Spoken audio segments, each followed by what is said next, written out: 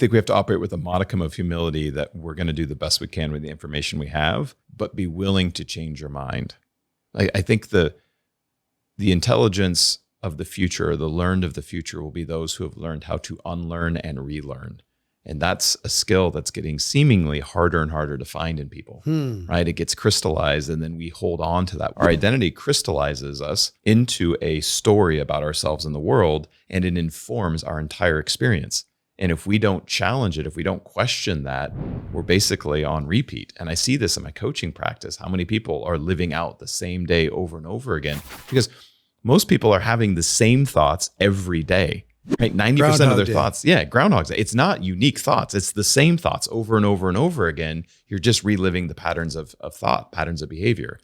So the whole goal, then, to me, is to wake up, where you're no longer living from those patterned belief systems, or at least if you are, you did it from a conscious place. Because I think your unconscious will help you become more energy efficient with your belief system. So if you consciously bring something in, go, this is what I want to believe, and then you embed it in your unconscious, that's useful, right? Because it doesn't take any energy to do it, and you'll begin to constantly manifest that in your environment. The key is to become conscious of those things. And most people don't ever get there. So their belief systems are from 10, 20, 30 years ago, and they've never evaluated, is this true? Is this real? Is this accurate? Do I want to continue to show up this way in the world?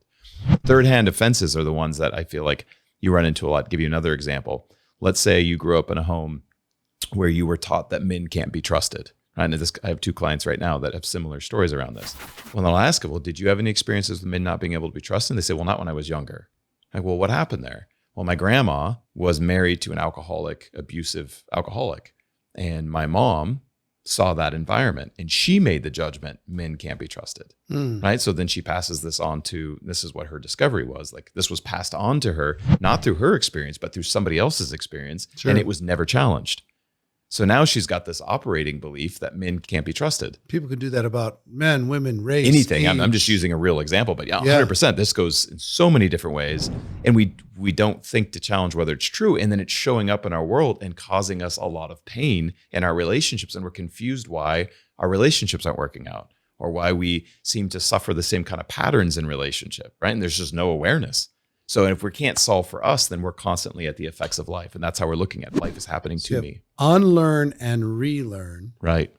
But before unlearn and relearn, you have to be aware that something needs to be unlearned and relearned. Yes. If you like this video and you'd like to see more, please make sure that you subscribe to this channel. We post new content every single day. If you're into network marketing, entrepreneurship, or personal development, this is the channel for you.